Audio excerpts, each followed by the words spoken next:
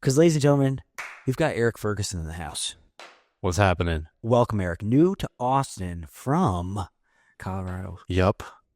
Where in Colorado? Grew up in Fort Collins. Lived in Boulder, lived in Denver. 2 years. Last year I actually came from Connecticut. But yeah, originally Colorado. Connecticut. Connect the cuts. What part? I was in Litchfield area. Litchfield. Never heard of it. Litchfield area. Yeah. What a choice. Yeah. Yeah. Why? Well, I had to deal with some family stuff. Oh, that sounds dark. And I had to, some business stuff, some family stuff. It was kind of like a, juxtaposition, just going there for a year. And then actually my plan was to come to Austin because That's right. Blake. You've been trying to get here.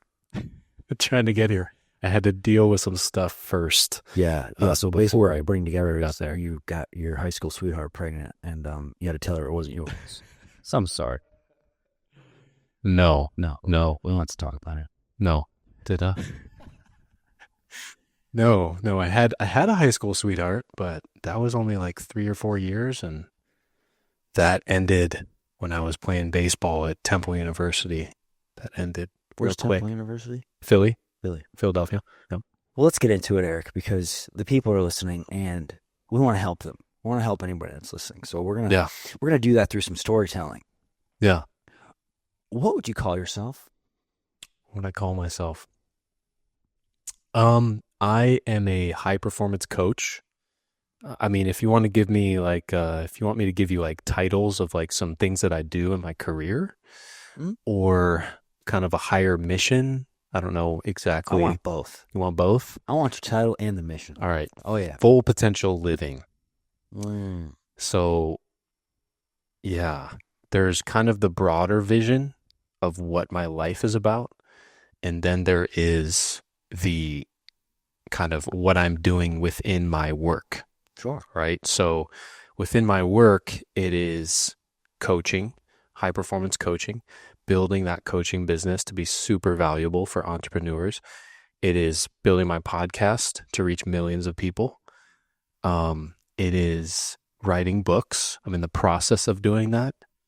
And then it is speaking on stage in front of thousands of people is the goal. And I've started my speaking career and kind of going with that. So it's kind of like a 4-pronged. I like that career. Yeah. Yeah, and that's kind of, it's kind of like a 4-pronged career, and coaching is the main business. So that's time in the industry. Yeah. How long? 3 years starting my own business. Yep. Completely on my own as a solopreneur. And yeah, it's switched a couple times between who I work with. But after working with a lot of people, I realized that, I'm an entrepreneur. Yeah, you are. And, what I can do for entrepreneurs is supremely valuable and business owners in comparison to working with other, niches. So I decided to go down that direction. Interesting. So let me put all this together. High performance coach for entrepreneurs. Yeah? Yeah. Okay. So let's walk through this. Mm-hmm. Somebody catches wind of what you do. They're an entrepreneur. They make that first phone call. What does it look like? So basically high performance coaching, which is something that is backed by 20 years of research, it's actually already in a lot of corporations. There's already a lot of high performance coaches that are certified in corporations. I want to take it to the entrepreneurial realm and help mission driven entrepreneurs. Businesses that I can actually be behind, that actually feel like are making a positive difference in the world. I want to be behind those businesses and make the world a better place with what I do, because that's really the overarching piece of my life. And so it's backed by 20 years of research. There's 6 high performance habits that all high performers do, that when you start to do them as an entrepreneur with who I work with, every part of your life improves. So you have high levels of success and fulfillment. And so, first of all, like most people think habits. So they're thinking, like meditation, maybe Exactly. maybe getting into the gym. It's not like regular habits. It's more of like character traits or skills that people develop. But they practice them and improve them on a daily basis, on a yearly basis.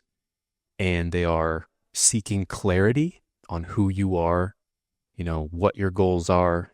Even on a day-to-day basis, we're always seeking clarity on what do I need to do? What's the highest priority task? Generating energy that goes into, the whole recovery side, the fitness side, the sleep, the nutrition, but that also goes into relationships and emotional energy and mental energy. And then there's raising necessity. So really driving your why, knowing your vision, where you're headed, what you're doing in a very large picture. Like I know you have a vision, something that pulls you, forward. That's kind of your mission in life, not something that's, pushing you from pain, but something that's pulling you so that you get up and you do a lot more than you could. Number 4 is demonstrating courage. High performers demonstrate high levels of courage. So they tell people about, as a leader, an executive, like I work with executives, they'll tell people, they'll communicate at a high level, what their vulnerabilities are, what their fears are. They're not afraid of those things. They're telling people this is where our blocks might be, and this is what I'm working to overcome. And emotional intelligence is in there. So demonstrating courage goes into so much. It's taking risk as well. It's in the face, like the basic definition of courage. But there's a lot within, there's like 3 things that people do that are really courageous. But so that's 4. Number 5 is increasing productivity. Everybody needs to increase productivity, right? Especially everybody, right? Mm-hmm. So that's a big one that we focus on. But all these things are connected. So a lot of the time, increasing productivity is going to be highly, highly connected to your energy, your health. And so when we start to impact your energy, you show up as a different person, and we start to really dial in your schedule, like you talked about time blocking the other night, right? Talk about like getting into flow, like doing a full flow day for deep work, like getting 1 month's worth of work done within 1 day. Yeah. Is like you can do that. So that's number 5, and then number 6 is developing influence. So how do you really, like from a standpoint of not like, having power over others, but like how do you develop influence in terms of serving others, listening to others, asking other people questions, really showing up to influence them in a positive way. Right? So influence is number 6. And so all of those are backed by 20 years of research. I'm not just out here like throwing something together like, oh yeah, let's, work for my program. This is stuff that's scientifically backed and it works. And so I help people get results in their business and in their life. And you do help people get results because you've got a relatively expansive client base, right? Your schedule is at a place to where you want it to be right now. Always looking for more, of course, because business is business, and that's what we do. We're always looking to grow. Yeah. Nice work, by the way. Now, what I'm hearing is that this seems to be like a perpetual motion.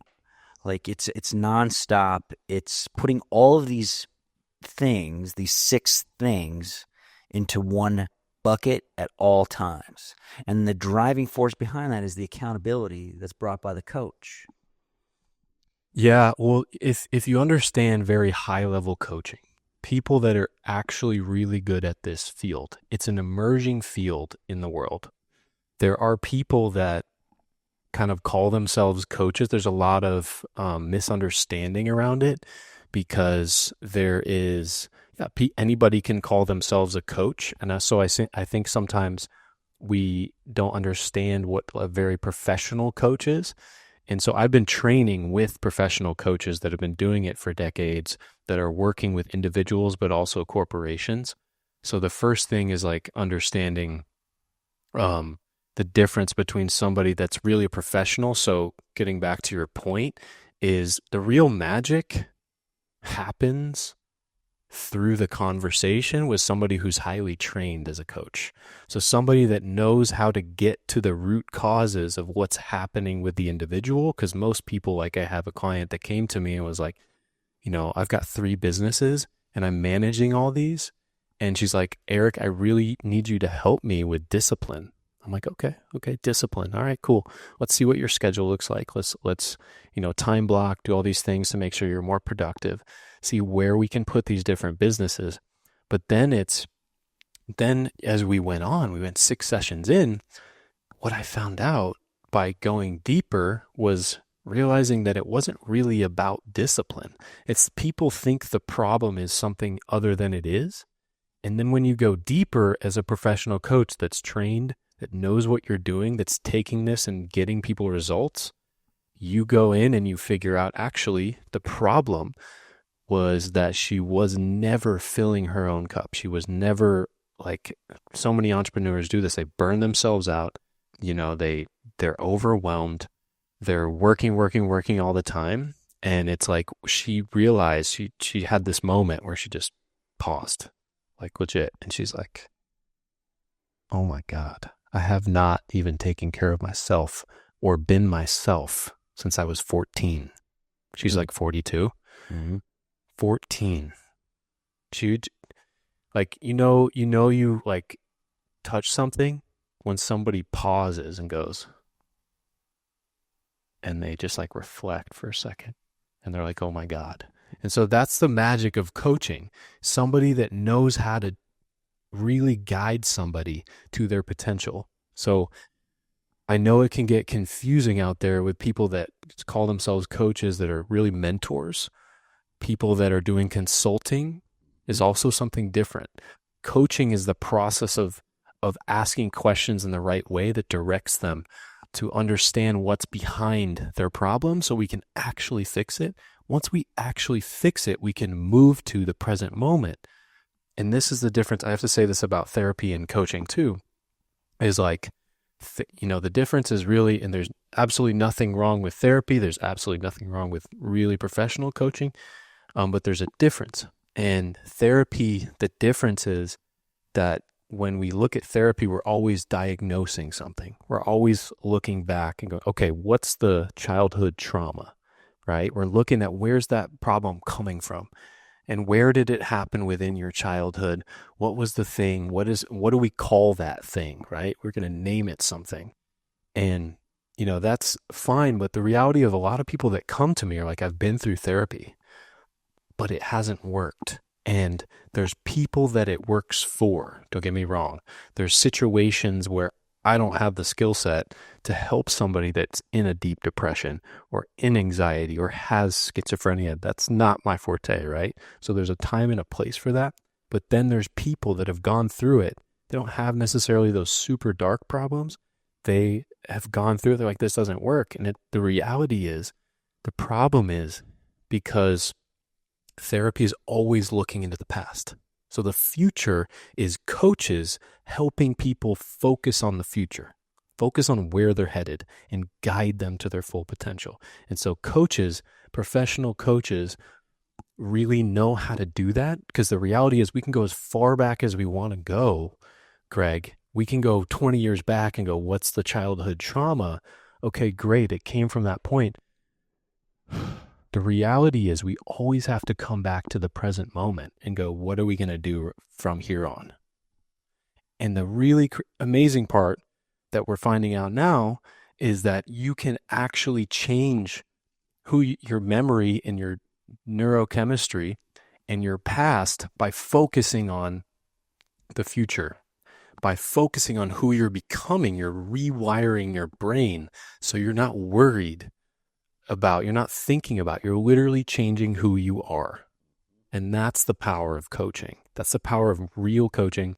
People that have been trained, people that really care, really want to do a good job and are really skilled. And that's the difference between therapy and coaching too. We're pushing you forward to your full potential, or guiding you forward towards that, as opposed to looking into the past of where it came from. We gotta go, where are we going from here? Like, okay, we figured out the root problem. Check.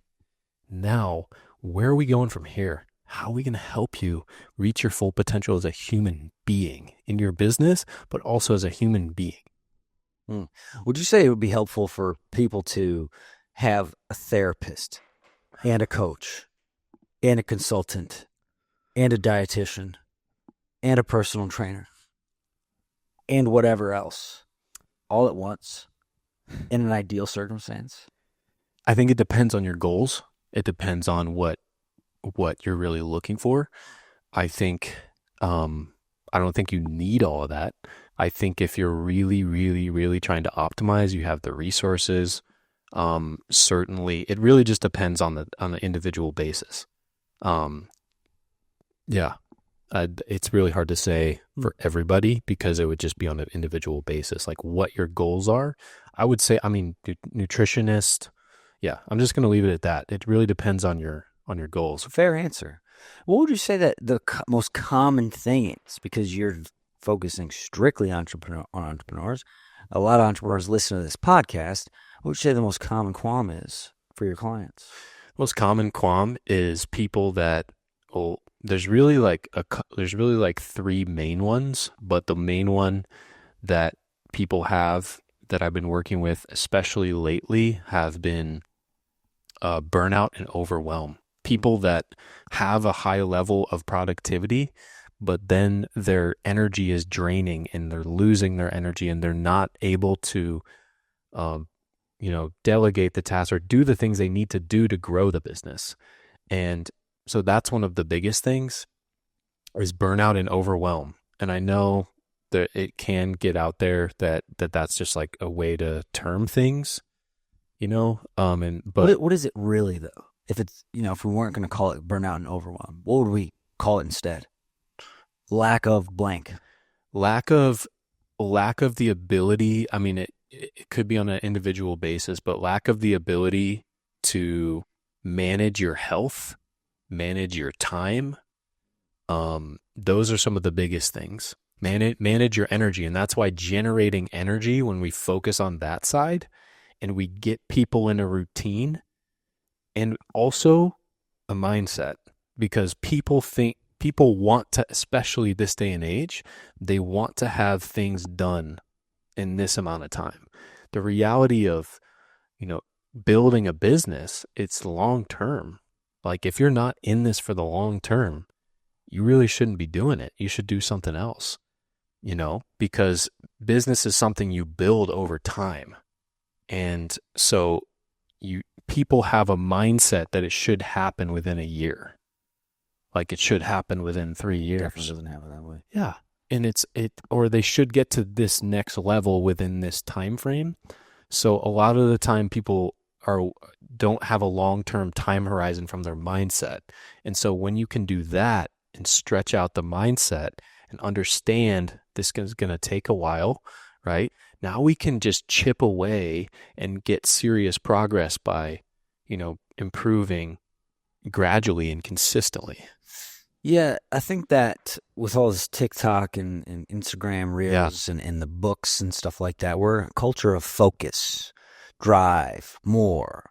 These are just some keywords I'm throwing out there. Yeah. Well, when you're so and disciplined, when you're so focused and disciplined, and you're looking at your business under a microscope, you literally miss everything else. Yes. Or you can. Yeah. Right? That's why I think the power of a coach helps you see all those other things. Wouldn't you agree? 100%. A power of a coach also helps you see what's interconnected, because you're so hyper focused on your business, but you don't realize that everything around you is impacting you. So like I said, the health aspect, the energy aspect, totally, impacting you. There's also the relationship side. Like I mentioned with one of my clients that, she's always over serving her family, her husband, these relationships, and she's never filling up her own cup. So a lot of the time I have another entrepreneur I work with, I'm working with his relationship at home with his wife. He's got a son on the way. And he's like, I want to be the best version of myself, but I'm blowing up. I'm emotionally blowing up, from time to time because he's so driven and he's so high energy, but then he'll blow up and really ruin relationships. So then it's also, we don't realize that our relationships, are also impacting our business. So a coach helps point out the problems and go, oh, I thought this was the problem and I thought I needed to be more productive. But the reality is this, these three things are totally suffering and the reason why I'm not productive, right? Like your relationship with your wife at home or your spouse also plays a huge impact on how you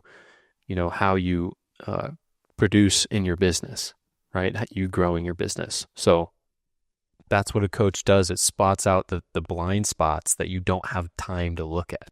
How do you build, or how do you fill your cup? How do people fill their cup? You said people need to fill their own cups. How do they do it? The biggest thing that I find over and over is it's self-love. It's like loving yourself. And there's layers to that. Any specific example? Well, as a high performer, as a high achiever, even myself, we find that you're always looking for what's the highest possible level I can reach. What's that? I'm a former athlete too. Like I'm always like trying to optimize and reach my peak potential. And so we understand that we're often not loving past parts of ourself. And therefore we are actually damaging our ability to see some of our talents, see some of our strengths, because we're neglecting them subconsciously and going, oh yeah, I have a really, really strong mindset, but it's not really something I can talk about to the world because it seems normal. It's like we are neglecting parts of ourselves, and if it's somebody that is working all the time, it's like, well, you need to find things that really light you up, really allow you to be more expansive and create space in your life. You need to find things that like make you feel alive. Because like we can follow this perfect schedule and be super disciplined, but in order to be creative also, you need space. You need space in your mind. You need space to do things. So sometimes we can follow our intuition and our excitement during the day and go, you know what? I could work on this thing for another hour, but I'm kind of freaking drained. What's my excitement say? You know what? I need to go for a walk and create some space. Actually, that's going to be more productive than you trying to burn away at that hour on that task that you're already burned out at, right? So it's an individual basis, but those are some examples of what might fill somebody's cup. A lot of the time it's self-love. That's like the root of suffering for human beings is, we feel like we're not worthy. At some deep level, we feel like we're not worthy. I'm not enough. I'm not enough. Yeah, I just read a book that talks about the root cause of human suffering is our thoughts. So when we meditate and become thoughtless, then we can have joy, right? Like when you're in a flow state, you're probably pretty happy because you're not really thinking all that much. You're in the present moment. It feels good, right? Yeah. So how do people become thoughtless? I mean, really, or my question is, what do you think their subconscious is telling them? What are those thoughts that are creating that misery, so to speak? Yeah, well, I think that is actually a misconception with meditation, that we need to be thoughtless because we're always going to have thoughts coming in and out, and there's going to be moments where we're in flow, man, where we're here, we're present. But there's also a lot of other times where thoughts do come in. So like, I do think that's a misconception with meditation, is that we're supposed to have a clear mind, but actually it's just about observing and watching what's happening. And once you push yourself back, I like to think of this analogy in meditation, and like, you're basically like, in front of the highway watching traffic, or you're watching a train track and train going by. And let's use the traffic analogy. So there's a bunch of traffic going by on this massive highway and you're just sitting beside it. All that traffic is your thoughts. It's all the dumping thoughts going on throughout the day.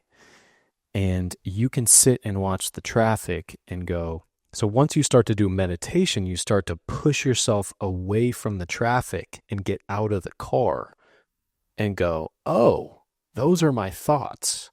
That's what's happening. I see that thought. And then you see a car that's a red car.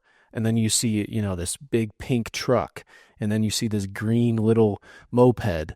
And then you see all the different types of cars. And you realize some of them are good for you and some of them are not. And you get to decide, once you push yourself away from all these thoughts, you get to decide which car you want to get in. That's what meditation does. So it allows us to push ourselves away from all the thoughts that we're having. And then we can go, oh, I'm not the thought. I am not that. I am the observer of the thought. And then we can go, wow, that thought actually serves me. I'm going to get in that car. I'm going to use that car. It boils down to the power of choice, something we bring up often on this podcast. You get to choose. Yeah. Right? 100%. You can't choose your thoughts. I mean, look, let's get biblical for a second. Bible says you shouldn't have impure thoughts. Well, I'll tell you what, if you see an attractive lady walking by, can you really control that? Yeah. Or if you see somebody that's, anything. There's 35,000 thoughts a day. Yeah. Can you control them? No. Nah, you can't. Yeah. But you get to choose which ones are for you and serve you and that you want to apply to your life. Yeah, man. Yeah. Yeah. And that's the idea. Cause I worked with another person this week and he's like, that's another problem I see come up with people is they're successful, but they're not fulfilled. And they're like, why do I feel this lack of I've been successful, I've done the thing I think of the career I wanted to do, but yet I'm still unhappy. There's still something missing. I have the finances and this guy comes to me and we're talking and he's like, I don't know, I just don't feel joy. I don't feel enthusiasm. I don't know why. He's like, can you please help me? And as we got deeper and deeper, it's exactly what we were talking about was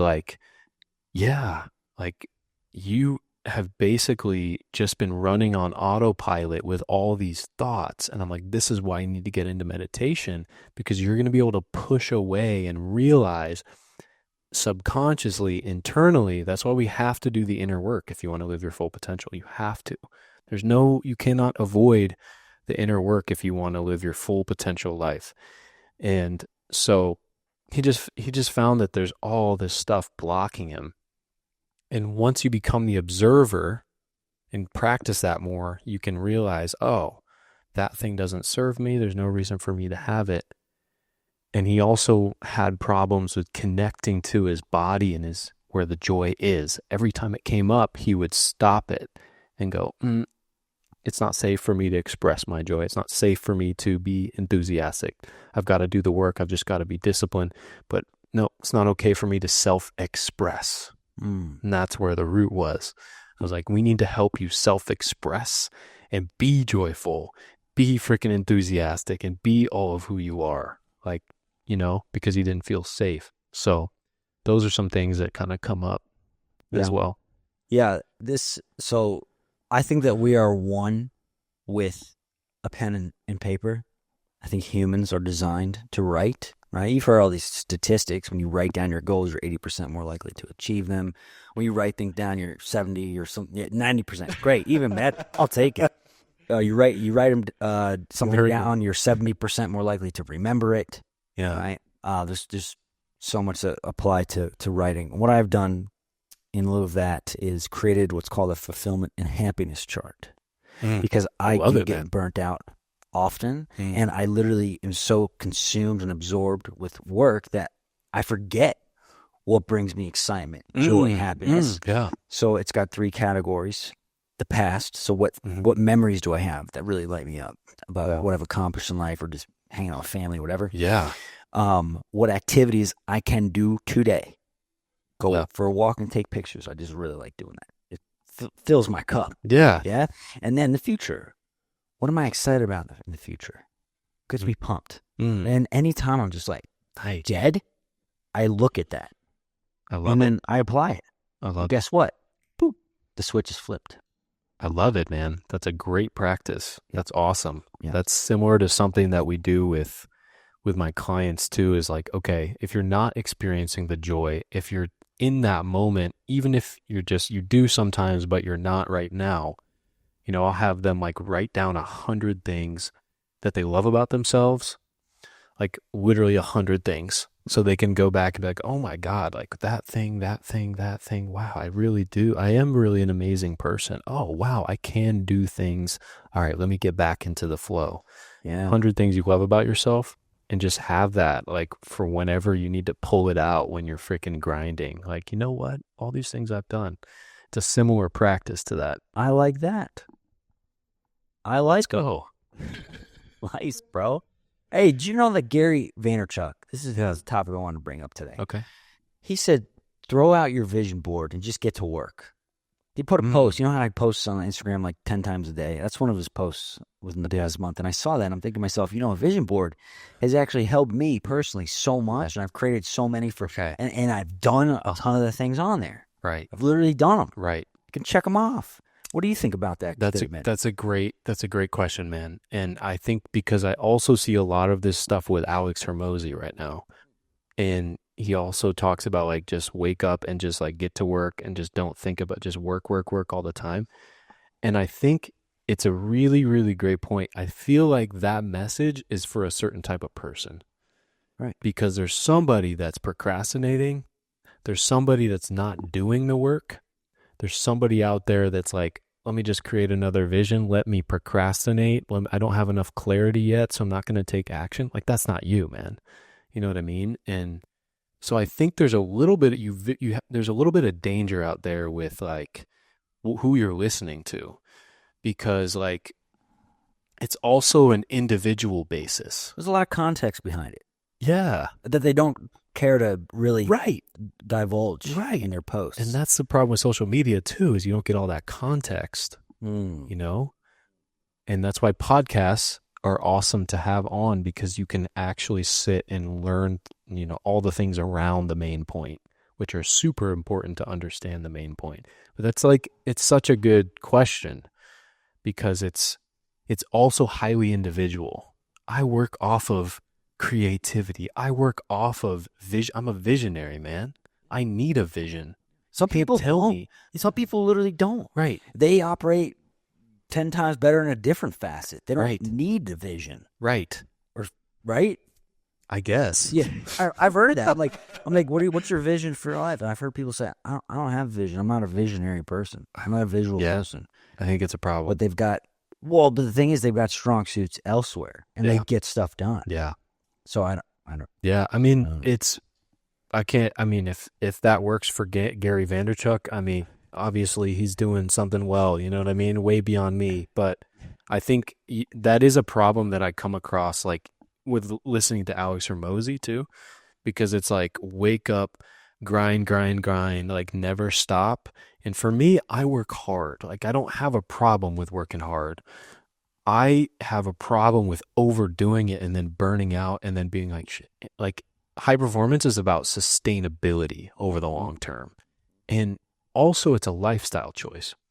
I don't want to, like, the point of my life is not to work hard. That's the point of his life. That's great. That's what he chose. Like if you look at his videos, the point that he always gets down to is like, the point is like believing that I worked as hard as I possibly could. That's like the pinnacle of his life. For me, that's not the pinnacle of my life. Like for me, it's a holistic living. Like work and career and money is a very important part, but it's not the whole picture. Also fulfillment. Am I loving my life on a daily basis? Also, who am I impacting with my life? Is my life really doing good work out there and impacting the next generation? Am I spending time with God or my higher power or, Holy Spirit, whatever you call it? Am I spending time in my spiritual life, really connecting and making sure I'm living from here and not living from my ego? I'm living from my heart and really impacting people in that way. So for me, life is more holistic than, just working 24/7. And that's where we need to understand who we are.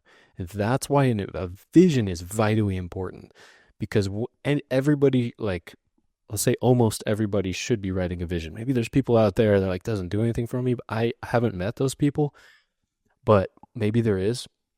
And it's like everybody needs that, because what it does is it eliminates all the crap that actually isn't for you. Right. All the Clarity's stuff. power. Yeah. It like eliminates the stuff that like, oh, that sounds good. Mm-hmm. All the stuff, Alex Hormozy, sounds good. But actually, that's not actually for me. Sure. That's for somebody else. Sure. And that's the power of a vision too, is a decision-making framework for how you're going to live your life. Here's the pinnacle of my life, the top of the mountain, the peak. That's the one that I chose from doing deep work and okay, what is the pinnacle of my life? That's what it is up there.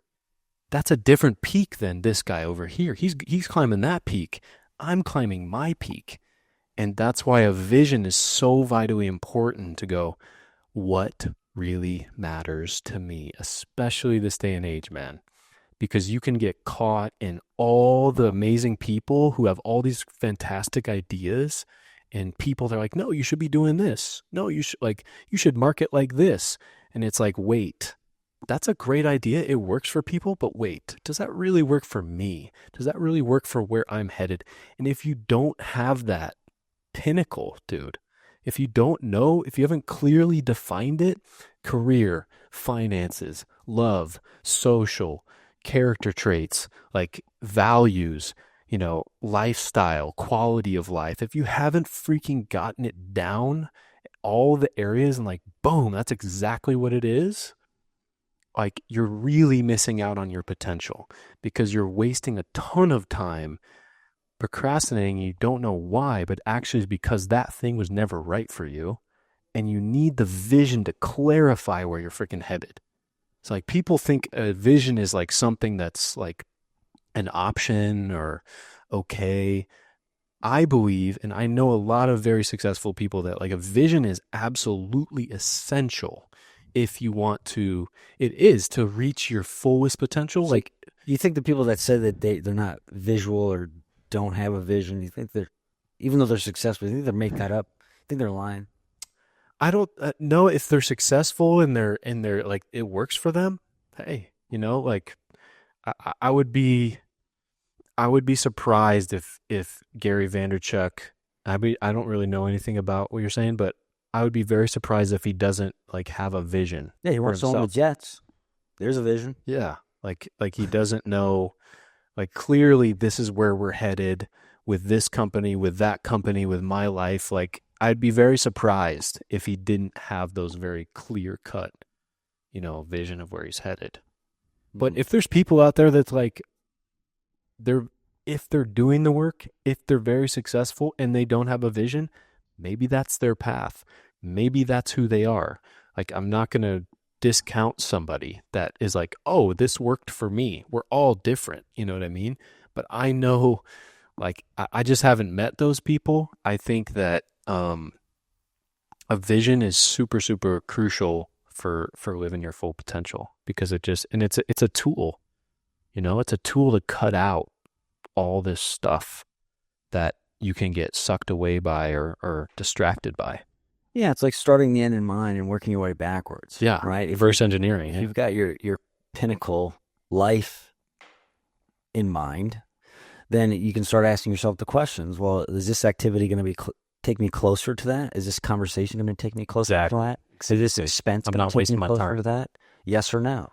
Right. Right. And sure, we're going to fall off the bandwagon, but at least we've got the anchor in place. Yeah. Yeah. 100%. Decision-making framework. And I think when you write that clear vision down, the next thing that comes up for people is like, oh, but like, what if it changes? And it's like, what you have to, like, first of all, a life vision is evolving all the time. Now it's changing. Yeah. Like, I think there's certain things about a vision that's like, for me, like coach, podcasts, books, speaking, that's not changing. Like, That's not changing at all. I think there's principal parts of the vision that don't change. Sometimes there's little shifts of like, and what it's an evolving thing. So you go back to it and go, oh, like I need to edit this sentence because it's a little bit different. But for the most part, it's been 5 years for me. And it's like that thing I wrote, and like most of that has not, 90% of that has not shifted, has not changed. And at least probably more like 95 for me.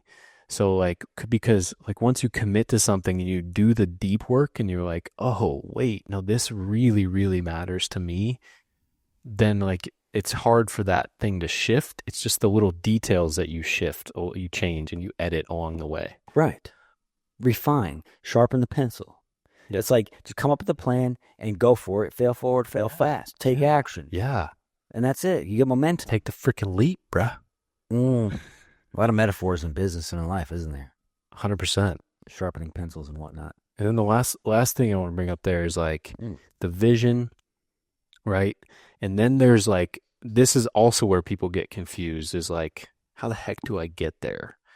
And that part is, it's a great question.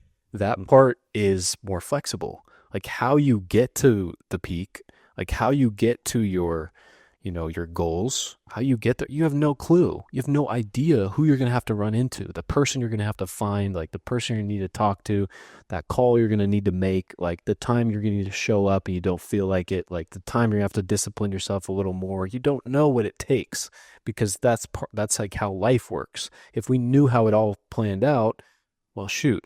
So the plan, I love that idea that we heard at the networking thing the other night, that like the vision is something that like you're stubborn with the vision, but the plan is flexible. The goal, like how you get there, is like it's going to wind. Any successful person will tell you that. Well, case in point, in my real estate career, you can build your business by door knocking, hosting open houses, cold calling, networking, hosting events. The list goes on and on and on, right? And you just don't know which one is going to work for you. And over time, you've realized, oh, you know what? I'm good at open houses. Right. And then what do? Then you sharpen the pencil. How do I get even better at open houses? And how do I become a master at open houses? Yeah. Right? Yeah. It's all a process, but it takes some upfront work, massive action, and then tracking everything. Tracking what you do. Yeah. Because what you track changes. Path is in the map. Know your numbers. I love that. Thanks, coach. Path is in the map. Know your numbers. Yeah, especially from a sales standpoint. Yep. Before I gotta share something I'm just a little excited and proud about. Yeah. Talk about visions. I created a few vision boards, like one for the Mega 2025, one for my podcast, and I created a style vision board that also ties into my personal brand, because my personal brand is also applies to my style. Yeah. So I created one with outfits that I like, and then once I did that, I finally started becoming happy with the way that I show up in the world. Seriously, because it gave me clarity. Because I used to go shopping and not really think about it. But now that I have intention with what I wear, and then how do I sharpen the pencil? Because I see the people on my vision board, everything's fit perfectly, right? They look super sharp. Yeah. Like they match in the right ways and all this stuff. So then I start begging the question, what do I need to do that? And then you get your shirts tailored if you really want it to fit right. So then you bring your shirts to the tailor, and then you're sharpening along the way. And that has worked. And it's a quick win. Yeah. It's not hard to do all that stuff. That's true. It took me 3 months. I created the vision board. Boom. All of a sudden, my wardrobe is where I want it to be. Right. And we can do that for anything. Yeah. That's an underrated thing, is like changing up the wardrobe, Oh, you want to talk about the psychology of dress? Sure. That is a interesting thing. It's like when you dress at your highest level, you really do, like being an athlete, like, what is the, like, you look good, you play good, you play good, they pay good, you pay good, you are good, and I added that last part. I was going to say, you hear that. But we used to, you would get the sleeve on, and you'd have the high socks in baseball, or you put them down, like you had the wristbands and stuff, the sweet batting gloves, the sick batting gloves, the right bat, like you just feel swaggy, you're just like, I feel good. And it's the same thing with like dressing Light bulb outside of moment. baseball. Light bulb moment. Holy smell. Just, I saw it in your eyes. Yes. So just as we are one with pen and paper, because as we know, when we write things down, it changes things for us. Yes. I think we are also one with our attire. Because think about this. It's an irrefutable law. When you dress a certain way, it changes the way you think. It changes the way you speak. It changes the way how you show up. It does. Yeah. I think it's an interesting concept because it's like, okay, you could also learn to not be affected by that if you chose, but that would just kind of require some, I don't know, because it's also a choice. Sure. Right. It's also a choice. Granted, it's a $500 black t-shirt. Yeah. So I don't know. What if you wore a $20? Would he perform worse? I don't know. Right. It is, but I do think there's a part of who you are to that, because if it fulfills you, if you are excited by it, that's always the compass. Like, yes, you have to put in the hard work. Yes, you have to be disciplined. Yes, you have to do things when you don't feel like you want to do them. But there's something that you're excited about accomplishing that's on the other side of that. So that's why you do the hard work. But for the most part, like the compass is the excitement. Damn. The compass is like, damn, that's how you got to live your, like, from my standpoint, like you got to live your life that way, because if you follow that, and there are some like deeper metaphysics things here that, we could go into or not, but if you follow your excitement, it's like people have talked about your passion for so long.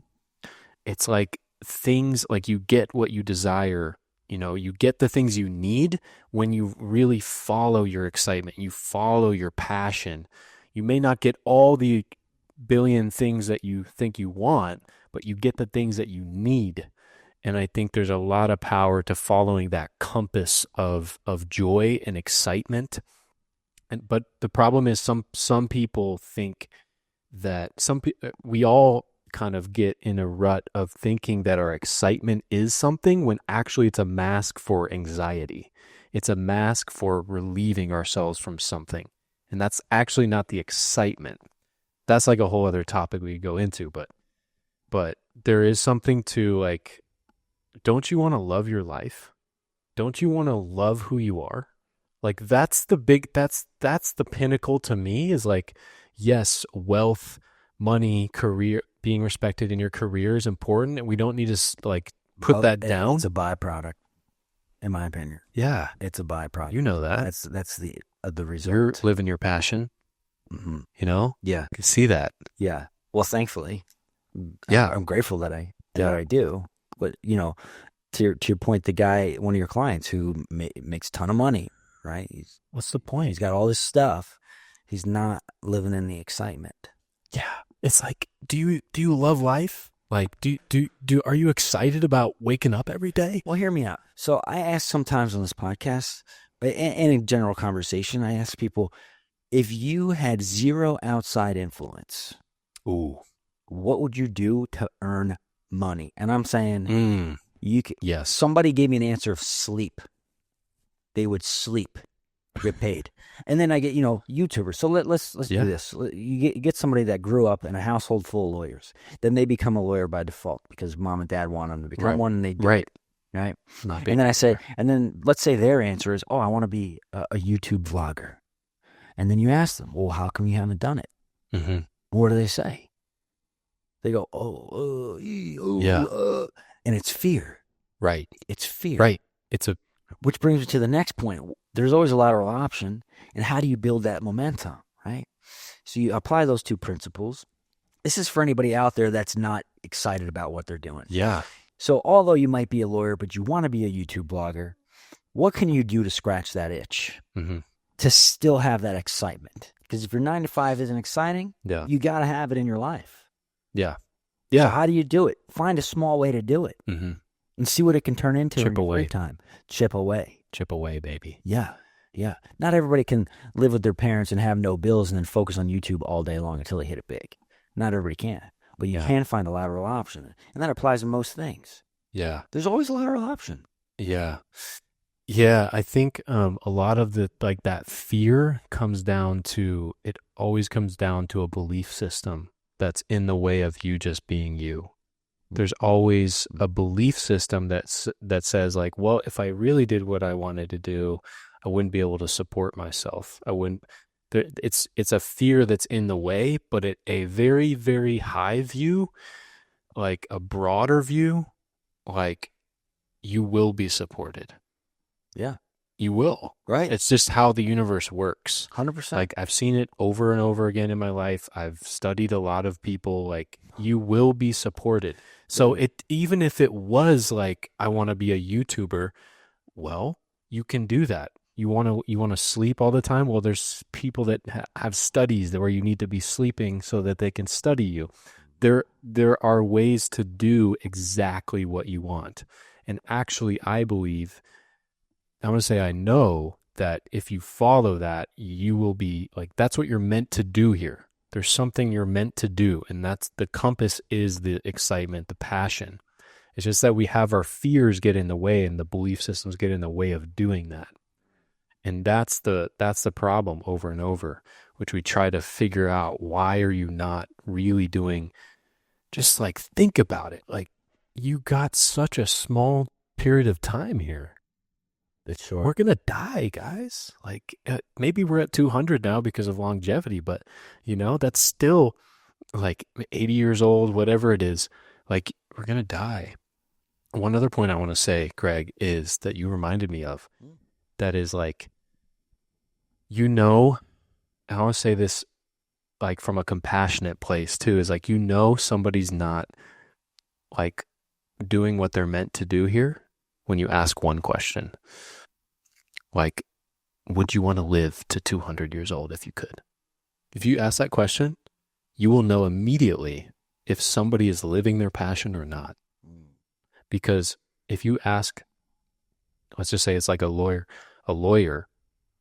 we're not picking on lawyers or anything, but I met somebody recently that was like, I knew immediately, you're not being who you are. And it's sad. And I want to help you, right? It's like you ask that question to somebody, like, would you want to, like, if you could, would you want to live to 200?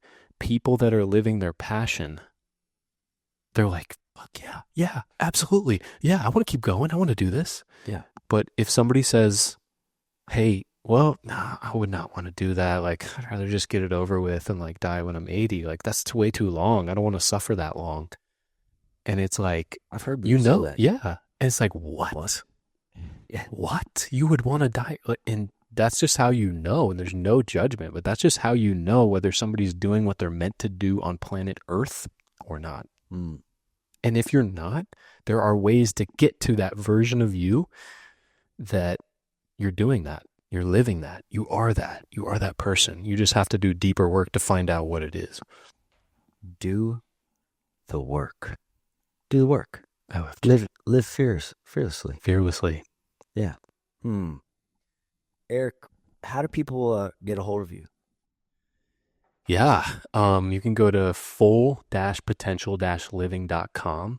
That is my website. fullpotentialliving.com. There's a dash in between each word. You can find my podcast at Full Potential Living Podcast, Spotify, Apple, pretty much every platform, getting more of it on YouTube, but I would go to Spotify or Apple right now. Those are the places. If you want to contact me over Instagram, full_potential_living. Those are the main places. Trying to think what else. Yeah, LinkedIn, you can find me, Eric Ferguson, CHPC, as that's where people will find me on LinkedIn because I'm a certified high performance coach. Cool. So those are the places. Wow. Yeah. Well, dude, this was a buzzing podcast. This is dope. Yeah, we could rip this stuff up. We could. For hours. I had a feeling. Yeah. Yeah. This is. Thank you so much for coming on. Yeah. And folks, make sure to check out Eric on Instagram or hit him up on LinkedIn. Super cool guy here in Austin, new to the area. Yeah. Within the past month. January 1. Yeah. Yeah. Fresh off the bus, everybody. You definitely meet the criteria for the Elite League podcast. Elite to us means somebody with an open and elevated heart posture that wants to make a positive difference in the world. So keep doing what you're doing. Yes. And most important, everybody, till next time, stay fired up.